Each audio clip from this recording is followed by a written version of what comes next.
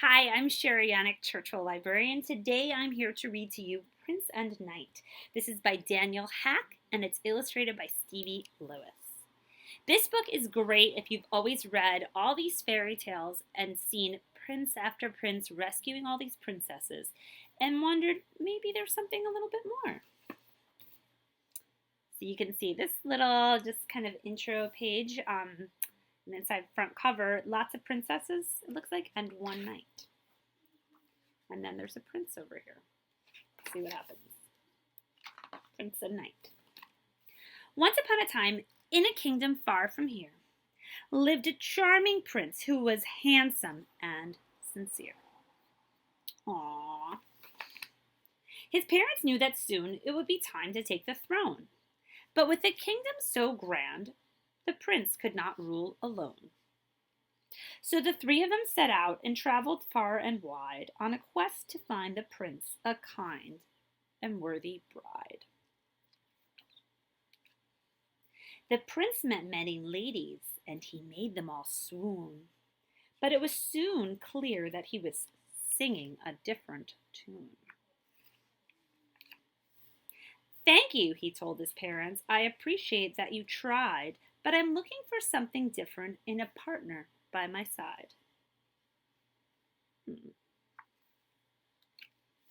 But while the royals were away, their land faced quite a scare from a dragon fast approaching, breathing fire everywhere. All the villagers ran in fear, even the soldiers hid and fled. This vicious beast is far too great. We must retreat or we'll be dead. The prince heard the dreadful news, and he raced home with all his might. To protect his precious realm, the prince was ready for a fight. Alas, before you fear our prince had to face the beast alone, along on horseback came a knight, cloaked in armor that brightly shone. So there's the knight up there, there's the prince, and there's this huge dragon. The dragon charged upon our heroes, thinking it had already won, but the knight had a bold idea and raised his shield to face the sun. So what's the shield going to do if it faces it to the sun? The glare hit the shining metal, blinding the dragon's fiery eyes, but it was what the prince did next that really caught it by surprise. The prince had climbed atop the dragon and tied a rope around his head. He wrapped the cord around the neck and down the body like a thread.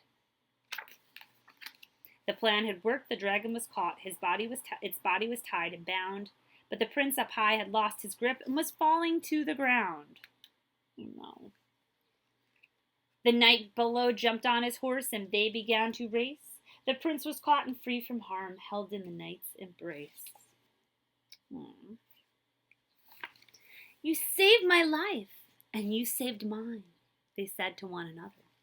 And in a flash to each it felt, there simply was no other. The knight took off his helmet to reveal his handsome face, and as they gazed into each other's eyes, their hearts began to race. As the villagers returned, it became clear to those around that the prince's one true love had at last surely been found. Aww. The king and queen had come back too and were overwhelmed with joy. We have finally found someone who is perfect for our boy. And on the two men's wedding day, the air filled with cheer and laughter, for the prince and his shiny knight would live happily ever after. And that picture I like a lot. So this again is Prince and Knight. I hope you enjoyed this super fun new fairy tale. Thanks for listening and keep on reading.